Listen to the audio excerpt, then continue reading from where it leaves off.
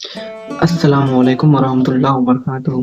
क्या आप जानते हैं इतिहास की सबसे महान महिला में से एक, जिसका नाम अरब की गर्म रेतों से लेकर आज की आधुनिक दुनिया तक गूंजता है, जिसके बारे में जितना पढ़ो उतना ही दिल भारी हो जाता है, वो थी सैयद फातिमा ज़हरा। लेकिन उनकी कहानी इतनी सरल नहीं है। इसके भीतर प्यार है, त्याग है, संघर्ष है और एक ऐसी दर्द भरी चुप्पी है जिसके बारे में दुनिया आज तक सोचती रह गई। आज आप इस कहानी को सिर्फ सुनेंगे नहीं बल्कि महसूस करेंगे। हम अक्सर नाम तो सुन लेते हैं, फातिमा ज़हरा, पैगंबर की बेटी, अली की पत्नी, हसन और हुसैन की माँ। लेकिन क्या हमने कभी जाना वह कैसी इंसान थी, कैसी सोचती थी, उनके दिल पर क्या बीतता और क्यों उनका नाम आज भी करोड़ों दिलों में आंसू और इज्जत दोनों बनकर जिंदा है। आज आप उनकी जिंदगी में कदम रखने वाले हैं। आप उनकी खुशियां भी देखेंगे और वो दर्द भी जिसे इतिहास ने कभी पूरी तरह बयान नहीं किया। कहते हैं कि जब हजरत फातिमा का जन्म हुआ तो घर में सिर्फ एक बच्ची नहीं आई, करुणा का एक पूरा आसमान उतर आया। उनकी माँ खदीजा अरब की सबसे सम्मानित औरत में से एक थी। उनके पिता दुनिया को नया रास्ता दिखाने वाले मोहम्मद साहब।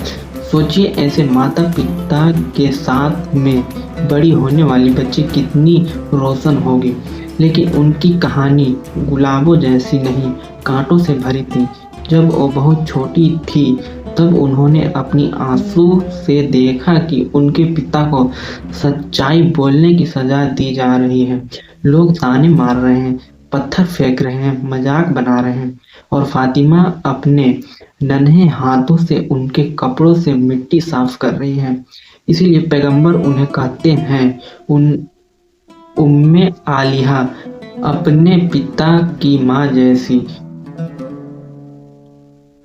क्योंकि जो देखभाल एक माँ करती है वो फातिमा करती थी।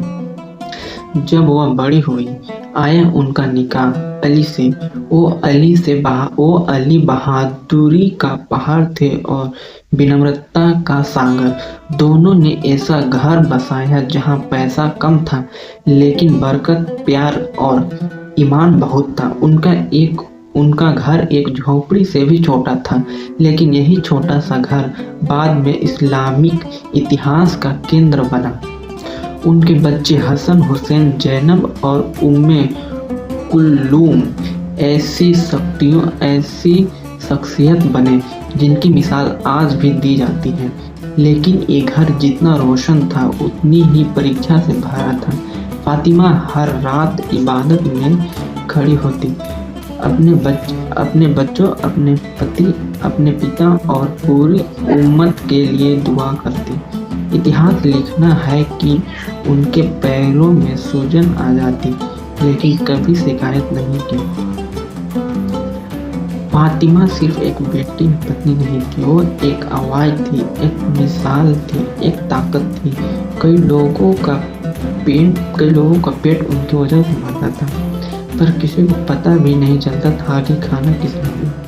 उनकी दयालुता ऐसी थी कि अगर उनके पास 2 रोटियां हो तो एक खुद रखती थी और दूसरी उस इंसान को दे देती जिसके पास कुछ नहीं।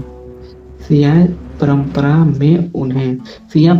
में उन्हें आध्यात्मिक रोशन सितारा कहा जाता है। सुन्नी परंपरा में उन्हें सबसे पवित्र महिला में से एक माना जाता है।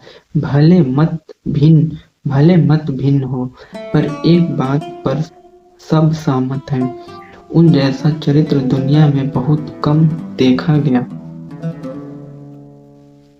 और फिर आता है इतिहास का वह मोड़ जो आज भी दिलों को खपा देता है। फादक, एक जमीन जिसका हक जिसको मिला किसको नहीं, इस पर इतने विवाद हुए कि उम्मत 2 हिस्सों में बट गई। फातिमा ने अपनी बात कही, अपना हक मांगा, शांति से, दलील के साथ, सम्मान के साथ। पर जो निर्णय आया उसने उन्हें गहरा दुख दिया।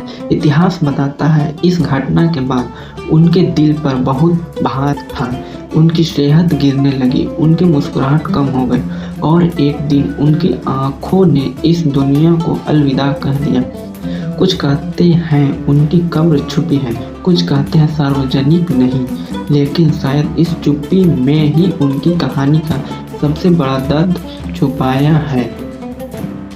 फातिमा ज़हरा की ज़िंदगी छोटी थी लेकिन इतनी गहरी थी कि 1400 साल बाद भी उनका नाम सुनते ही दिल नरम हो जाता है। वो महिलाओं के लिए साहस की मिसाल है, माँ के लिए दुआ की मिसाल है, बेटे के लिए मोहब्बत की मिसाल है और इंसानियत के लिए करुणा की मिसाल है।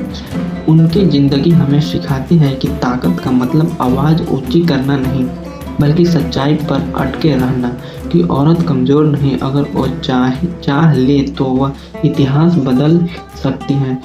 अगर आज आपने कुछ महसूस किया है, अगर इस कहानी से आपके दिल को छुआ है, तो यह सिर्फ मेरी आवाज़ की वजह से नहीं, ये फातिमा ज़हरा की ज़िंदगी की ताकत है। उनकी कहानी जितनी पढ़ी जाए उतनी नई लगती है। अगर आप चाहते हैं कि हम ऐसी और गहरी दिलों को छू लेने वाली कहानियाँ लेकर आएँ तो वीडियो को लाइक करें, शेयर करें और चैनल को जरूर सब्सक्राइब कीजिए।